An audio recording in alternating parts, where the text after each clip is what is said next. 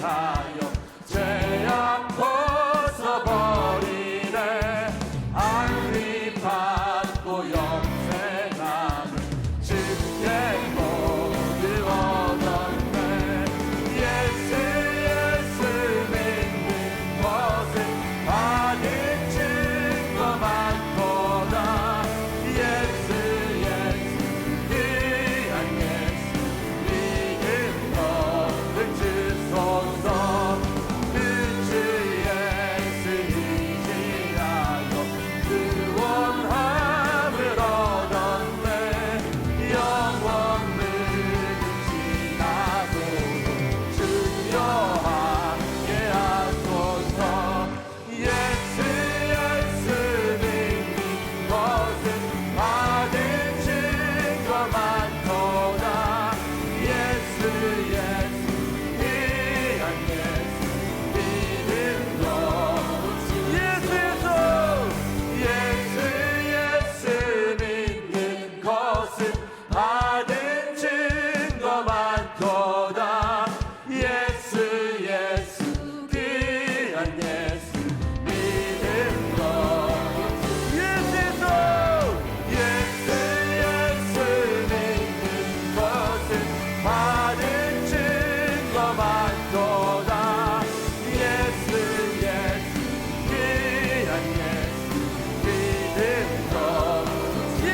너를 예수 믿는 것은 받은 증거 많도다. 예수 귀한 예수 믿음 너를 주소서. 우리의 믿음이 되시는 주님을 찬양합니다. 계속해서 믿음의 말씀을 보고자 합니다. 오늘은 큰 믿음이라는 제목으로 말씀 나누겠습니다. 우리가 많이 들은 적이 있듯이 어린 상어를 50cm 되는 어항에 넣으면은 그 상어는 그 어항 크기만큼 자란다고 하죠. 좀 신기한 일이죠. 왜냐하면 보통 상어는 4, 5m 큰 물고기이기 때문에 그렇습니다. 어항에 넣으면은 그 물고기는 아마 스스로 자기가 더 자라면은 안 된다는 자기 한계를 설정하기 때문에 그렇지 않을까, 저는 그렇게 생각이 됩니다. 그러나 그 상어를, 똑같은 상어를 넓은 바다에 놓아두면은 금방 몇 미터 크기로 자라나죠. 자기를 제한하지 않으면은 본래 하나님이 그 상어에게 주신 그 영양을 다 나타나서 영양만큼 자란다는 것을 보여주는 것이겠죠. 자, 우리의 믿음도 이와 같다고 할 수 있습니다. 자기 한계를 어느 수준까지 정해놓으면은 그 스스로 자기 자신을 그 한계를 정하고 그 한계에 갇히게 됩니다. 그게 사람의 심리지요. 나는 이것밖에는 할 수 없어. 나는 그런 일은 도저히 할 수 없다. 나는 그렇게까지는 신앙하지는 않겠다. 나름대로 말은 안 해도 생각으로 자기 한계들이 있을 거예요. 그러면은 자기 신앙이 그 한계 스스로 갇히는 겁니다. 보이지는 않지만 보이지 않는 장벽에 자기가 부딪히는 거예요. 이는 하나님이 원래 그 사람에게 주신 모든 은사와 역량을 스스로 제한하는 것이 되지요. 믿음은 바라는 것들의 실상이라고 했습니다. 큰 믿음은 큰 것을 바라보고 작은 믿음은 작은 것을 바라보기 때문이겠죠. 자기가 바라보는 그 한계가 자기 인생의 한계가 된다고 할 수 있습니다. 하나님은 믿음의 입을 크게 여는 사람에게는 그 한계를 넓혀주시죠. 여러분들 어떤 것을 택하시겠어요? 스스로 하나님이 주신 한계를 축소해서 자기의 한계에 갇히는 신앙을 할 수도 있고, 지금은 내 모습이 이 정도일지라도 입을 크게 열고 하나님이 내게 주신 한계까지 넓혀가는 그런 쪽을 택할 수 있기를 바랍니다. 교회를 다니지만서도 사람마다 다 그 한계를 가지고 있어요. 경계심을. 나는 주일 예배까지로 만족한다. 주일은 내가 지켜야지. 그런 사람은 주일까지는 지키겠죠. 또 어떤 사람은 그래도 다른 사람과 만나는 세일 예배까지는 내가 하겠다. 뭐 그런 사람은 그 한계를 정했으니까 바쁘고 힘들고 몸이 안 좋아도 세일 예배까지는 가려고 하겠죠. 자기가 정하는 기준이기 때문에. 그러나 뭐 기준을 또 축소해서 그까지는 되고 내가 금요 예배는 도저히 피곤해서 그 다음 날 내가 견디지 못할 것 같다. 한계를 자기가 정할 수도 있죠. 그리고 새벽 예배는 아무래도 나의 체질에는 좀 무리할 것 같다. 스스로 정하면은 체질도 거기에 따라서 무리한 체질로 약해질 거예요.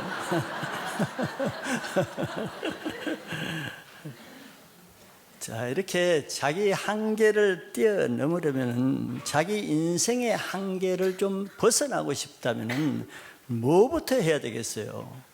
바로 이겁니다. 자기가 설정한 그 한계선부터 깨트리고 새로운 한계로 나가야 되겠죠.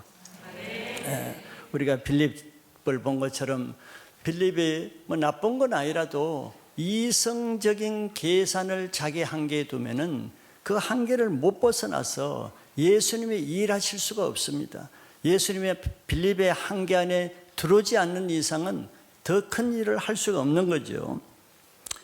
스스로 그 한계가 하나님의 능력을 제한하는 꼴이 되는 것입니다.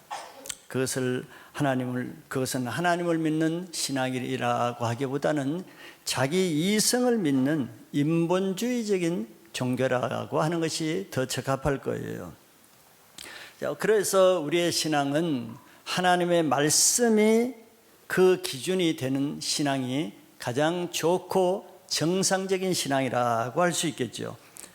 하나님의 말씀하시는 데까지 하고 성령이 인도하시는 데까지 가는 그 기준이 믿음의 기준이라고 할 수 있습니다. 왜냐하면 우리의 신앙의 기초는 예수님과 예수님의 말씀이 우리의 기초이기 때문에 그렇게 말할 수 있는 거죠.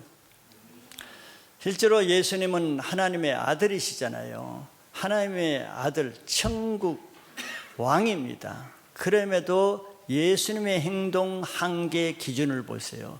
예수님은 그럼에도 이 땅에 오실 때 하나님의 아들입니다. 왕이십니다. 근데 아기의 모습으로 마구간에 오세요. 자기 한계가 있다면 그렇게 올 수 있겠어요? 그거는 생각할 수 없는 한계예요. 예수님은 한계가 없었어요. 낮아지는데도 한계가 없고 높아지는데도 한계가 없는데, 왜냐하면 하나님이 그 한계에 있기 때문에 그렇습니다.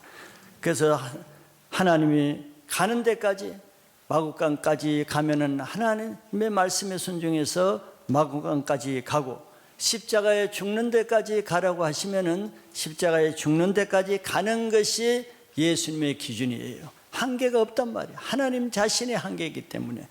마가복음 8장 34절 35절에도 우리 예수님의 제자의 기준을 말씀하신 적이 있습니다. 무리와 제자들을 불러 이르시되 누구든지 나를 따라오려거든 자기를 부인하고 자기 십자가를 지고 나를 따를 것이니라. 35절 누구든지 자기 목숨을 구원하고자 하면 잃을 것이요 누구든지 나 복음을 위하여 자기 목숨을 잃으면 구원하리라 그랬어요. 자, 자기를 부인하고 자기 십자가를 지는 것이 예수님을 따르는 제자의 기준이라는 뜻입니다. 저는 한계가 없다는 것이에요. 자기를 부인하는데 어디까지 내가 부인한다? 한계가 없어요. 십자가에 죽는데 어디까지 한계가 없다는 겁니다. 주님이 가라는 데까지, 주님이 말씀하시는 데까지, 그것이 기준이죠.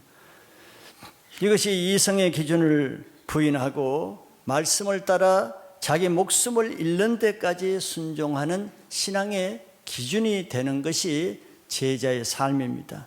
믿음은 이성을 뛰어넘기 때문에 그래야 되죠. 자기 신앙의 발목이 잡히는 것은 바로 자기 스스로 만들어 놓은 이성적인 한계 때문이라는 것을 우리 스스로 아마 알 거예요. 내 생각이 먼저 앞섭니다. 계산이 먼저 앞서지요. 이성적인 논리가 말씀보다 신앙보다 어떤 것보다 앞서기 때문에 그것이 내 발목을 잡는 것입니다. 제한을 하는 것이죠. 그것은 하나님이 주신 자기에게 있는 무한한 가능성, 능력을 스스로 제한한 것이에요. 어리석은 것이죠. 신앙의 발목을 묶이는 것입니다. 자기 삶이 새로운 단계로 나아가고자 한다면 이성적인 이런 자기 한계를 넘어서 하나님의 말씀을 기준으로 사시길 바랍니다. 여러분, 이것이 하나님이 원하시는 만큼 큰 믿음으로 사는 방법이기 때문에 그런 거예요. 우리는 다른 사람을 통해서 큰 믿음을 배울 수 있다 그랬습니다. 지난번에는 백부장을 통해서 큰 믿음을 우리가 배울 수 있었고, 오늘은 또 이방 한 여인을 통해서도 어떤 것이 큰 믿음인지 그것을 오늘 보고자 할 때, 우리에게도 이왕이면 믿음의 한계를 큰 믿음까지 나가는 그런 기준으로 신앙할 수 있기를 바라겠습니다. 자, 먼저는 본문에 나오는 사건을 보시면은 여인이 나와서 간청하는 것으로 시작됩니다. 예수님께서 여러 곳을 다니시되 이번에는 이방 지역인 두로와 시돈 지방으로 들어가셨다 그랬어요. 이거는 자연스러운 것은 아닙니다. 왜냐하면 유대인들은 이방인들을 개와 같이 여기고 불이방인들이 사는 지역을 불결하게 여기기 때문에 그런 더러운 땅을 밟지도 않아요. 그런데 예수님이 제자들을 데리고 이런 이방 땅에 들어가셨다는 것은 좀 특별한 상황이죠. 특별한 상황이라는 것은 예수님의 특별한 뜻이 있기 때문에 예외적인 행동을 하시는 거죠. 그런데 우리는 요한복음 5장에서 봤듯이 예수님은 임의로 그날 임기응변적으로 정해서 일정을 하는 게 아니잖아요. 새벽 미명에 기도하시다가 하나님이 보여주신 것만 하시고 보여주지 않는 것은 자기 스스로 할 수 없다 그랬습니다. 그러면 이 유대인으로서는 가지 않아야 될 시돈과 두로 땅에 가셨다는 것은 무엇을 의미하겠어요? 그날 예수님이 새벽에 기도하실 때 하나님이 예수님을 시돈과 두로 땅으로 들어가게 하시는 것을 보셨기 때문에 순종해서 가는 것이죠. 이것도 자기 기준, 자기 제한으로는 갈 수 없는 것이에요, 유대인으로서는. 그러나 그 제한이 하나님의 말씀이기 때문에, 하나님의 뜻이기 때문에 이방 땅을 들어가셨다고 보는 것이 타당할 것입니다. 그때 들어갔더니 아니나 다를까 사건이 일어났죠. 바로 이 사건 때문에 예수님을 하나님은 그곳에 보내시는 건데, 한 여인이 예수님께 나온 사건입니다. 그 여인은 나올 때부터 소리를 지르면서 나왔습니다. 특별하지요. 그러면서 주 다윗의 자손이여 나를 불쌍히 여기소서 하면서 큰 소리로 애절을 하면서 예수님을 부르면서 나왔어요. 이렇게 소리를 지르는 자체가 그 마음을 나타내죠. 여러분들 크리오에서 어떤 사람은 잠잠하게 기도도 하고 어떤 사람은 크게 소리를 질러서 또 주위 사람이 좀 시끄럽기도 하죠. 근데 그 자체를 보면은 그래도 그 사람의 마음이 얼마나 답답하고 원탕하고 안타깝고 하나님께 자기 마음을 토하고 싶으면은 그렇게 소리를 지르겠어요. 그러니까 소리 지르는 데서는 그냥 목소리가 커서 그런 것이 아니고 마음의 애통한 상태를 나타내는 거죠. 그러니까 이런 여인이 있다는 것을 하나님이 아시고 예수님을 그곳에 보내시는 거잖아요. 기도하는 사람의 기도 소리만 들어도 그 사람의 상한 심령, 영적 상태를 알 수가 있습니다. 자, 근데 여기서 예수님을 이 여자가 이방인인데 주 다윗의 자손이여 이렇게 불렀다는 것도 좀 특별하잖아요.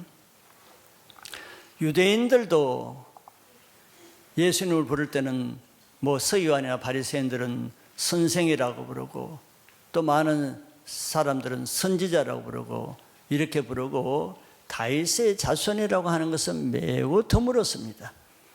그런데 유대인도 아닌 이 이방인이 예수님을 선생이라고 부르는 것이 자연스러울 텐데 그렇게 부르기보다 주 다윗의 자손이라고 한 것은 특별하지요. 주 다윗의 자손이란 말은 우리가 알듯이 메시아라는 뜻입니다. 다윗의 자손으로 오신 하나님의 보내시는 메시아라는 뜻인데 이거는 놀라운 말이에요. 더구나 하나님을 믿지 않는 이방인의 입에서 이런 말이 나왔다는 것은 특별한 것입니다. 그러니까 이 여인이 예수님께 나올 수 있었던 거겠죠. 근데 그 여인이 나오게 된 것을 들어보니까 자기 딸이 흉악한 귀신이 들렸다 그랬습니다. 자, 근데 흉악하게 귀신 들렸다는 것은 정도가 좀 심하다는 거죠. 정도가 심한 사람들 여러분들 보시면은 뭐 정상적인 삶을 못 살잖아요. 정상적인 말을 하지 않고 행동을 하지 않고 생각이 정상적이지 않고 위험하고 어둡고 악하고 음란하고 부끄러운 행동을 한단 말이에요. 근데 딸이 또 여자애가 자기가 남의 딸도 아니고 자기 딸이 그 어머니의 마음이 무너지겠죠. 그 마음이 얼마나 애통하면은 예수님께 나왔겠어요. 그런데 문제는 이런 귀신 들린 문제는 무슨 병원에 가서 약을 먹고 치료를 하고 그는 피상적으로 조금 정세를 가라앉힐 수는 있지만서도 근본적으로 치유가 안 되잖아요. 귀신이 뭐 약 먹고 귀신이 쫓겨나요? 약이 무서워가지고 페니실린 하면 귀신이 무서워합니까? 귀신은 영적인 존재이기 때문에 물리적인 것과 아무 상관없습니다. 칼을 들어댄다고 귀신이 무서워해요? 불을 지른다고 귀신이 무서워요? 영적인 존재는 아무 상관없어요. 그래서 의학적인 이런 약품이나 의학 치료로는 효과가 없는 이유죠. 그러니까 오직 이거는 그 귀신을 쫓아낸 것 외에는 치료 방법이 없단 말이에요. 그런데 그 이방 땅에는 전부 다 귀신 들린 사람들이 많으니까 누가 그 귀신을 쫓아내겠어요? 예수님이 자기 땅에 왔을 때 기회인 줄 알고 이 여인이 이렇게 찾아 나온 거죠. 우리 주위에도 이런 사람들이 얼마나 많은지 관심을 가지고 보면은 정말 예수님이 필요한 사람, 예수님에 의해서 그 악한 귀신을 쫓아내어야만 정상적인 삶으로 회복될 사람 적지 않아 많은 것입니다. 그런데 많은 사람들이 이런 문제를 가지고 예수님께 나오지 않는 그 자체가 더 큰 문제죠. 그런데 이 여인은 바로 예수님께 나왔다는 자체가 믿음이고 그것이 예수님을 만날 수 있는 이제 기회가 되는 것이죠. 우리 모든 문제가 다 나쁜 것만은 아니고 그 문제가 아니면 예수님께 나올 수 없는 사람에게는 그 문제가 오히려 예수님을 만날 수 있는 축복의 기회가 되는 것이에요. 우리 가운데 또는 자기 가족 가운데 자녀들의 문제 가운데 정말 사람이 해결할 수 없는 문제가 있으면은 그거는 예수님을 만날 수 있는 기회라는 그런 믿음의 눈으로 보시고 주님께 나오시길 바랍니다. 두 번째는 예수님 여기에 대한 예수님의 반응을 우리는 오늘 좀 보고자 하는 거예요. 성경에 특별히 복음서에 우리가 많이 보지만서도 뭐 예수님 가는 곳마다 귀신 들린 자, 병든 자, 중풍병자, 뭐 나병 환자들이 많잖아요. 그런데 성경을 보면은 그 사람들이 나와서 고쳐달라고 요청하고 기도하는데 거절하신 부분이 한 번도 안 나옵니다. 다 그 자리에서 고쳐져요. 병든 사람, 귀신 들린 사람 쫓아내고 고쳐주고 그것이 보통 예수님이 하시는 방법이죠. 그런데 이번에는 조금 다른 반응이 나온다는 것입니다. 그걸 우리가 보고자 하는 거예요. 자, 첫째는 어떤 반응을 보이시냐 하면은 무반응. 아예 반응을 하지 않았어요. 대꾸를 하지 않으셨단 말이죠. 저 이언이 이렇게 절박하게 울면서 소리를 지르면서 왔으면은 마음이 얼마나 상하겠어요. 듣는 사람도 애절하고 보통 때 같으면 예수님이 얼른 고쳐주셨을 텐데 이번 케이스는 전혀 반응을 하지 않았습니다. 말도 하지 않았어요. 본 척도 하지 않았습니다. 그래도 이 여인은 포기하지 않고 계속 예수님을 따라오면서 소리를 지르면서 계속 고쳐달라고 한 거예요. 이 여인도 특별하죠. 아무 반응도 없는데, 무시하고 있는데 지금. 그래서 제자들도 이런 예수님의 모습이 좀 의아했겠죠. 보통 때와 다르니까. 보통 때는 다 얼른 금방 고쳐주시고 치유해 주셨는데, 이런 적이 없었는데 아마 제자들도 조금 궁금했을 것입니다. 그런데 이 여자가 너무 시끄럽게 하니까 제자들의 관점은 다르게, 귀찮으니까 예수님께 나가서 주님, 이 사람 너무 시끄럽게 하니까 방해되니까 빨리 쫓아 보내달라고 뭐 이렇게 요청을 했어요. 자, 이런 무반응을 당하면은 뭐 우리들도 마찬가지지만 기분이 안 좋겠죠. 또 섭섭하겠죠. 그게 더 나가서 실망하겠죠. 왜냐하면 이 여자는 예수님에 대한 소문을 듣고 왔잖아요. 소문을 들었기 때문에 다윗의 자손이라는 것도 말했고, 무슨 소문을 들었겠어요? 모든 사람에게 요청하고 기도하면 다 고쳐준다는 소문을 들었겠죠. 그리고 특별히 예수님은 사랑이 너무 많으셔서 불쌍한 사람들을 보면 다 도와주시고 고쳐준다는 이런 좋은 소식을 많이 들었단 말이에요. 예수님에 대한 좋은 이미지, 좋은 생각, 그걸 잔뜩 가지고 기대를 하고 소망을 가지고 왔을 거 아니에요. 나가기만 하면은 내 딸도 바로 고쳐줄 것이라 철떡같이 믿고 나왔을 거 아니에요. 그런 소문을 들었으니까. 차라리 뭐 그런 소문을 안 들었으면은 뭐 그런가 보다, 저분은 그런가 보다 하겠지만, 그런 게 아니란 말이죠. 그러니 이 여인에게서는 얼마나 의외고, 의외의 반응이 얼마나 또 충격이고, 기대만큼 얼마나 실망이 더 컸겠어요. 여러분들 같으면은 이때 어떤 자기 반응이 나타나겠어요? 그냥 실망하고 욕하고 돌아설 사람도 많겠죠. 전에 기대를 잔뜩 하고 목사님이 기도하면 응답됩니다 하는 말을 듣고 기도를 열심히 했는데 아무 응답이 없어. 그러면 무슨 생각이 들어요? 뭐 속았다는 생각도 들겠고, 기도해봤자 별것 아니라는 거, 다시 내가 기도하나 봐라, 뭐 이런 생각을 하고 기도와 그냥 인연을 끊는 사람도 있겠죠. 뭐 충분히 그럴 수 있는 거예요. 이 여자는 예수님에 대한 큰 기대를 가지고 나왔는데 자기에게는 너무 쌀쌀을 맞고 냉대를 받은 것입니다. 우리도 이런 때가 많이 있죠. 뭐 기도를 해서 바로 응답될 때도 있지만 그런 때보다도 바로 응답하지 않을 때가 더 많지 않아요? 그때 하나님을 불신하고 기도 자체를 신뢰하지 못하고 그런 때가 많이 있는데, 그것은 어떻게 보면은 그거까지가 그 사람의 믿음의 한계라고 할 수 있어요. 자기 믿음의 한계는 내가 기도하면은 바로 들어줘야 된다는 그런 믿음의 기준을 가지고 있으면은 그 한계에 부딪히게 되겠죠. 우리는 기도의 응답을 받기를 원한다면은 무응답의 이런 단계를 통과하는 믿음을 가져야 됩니다.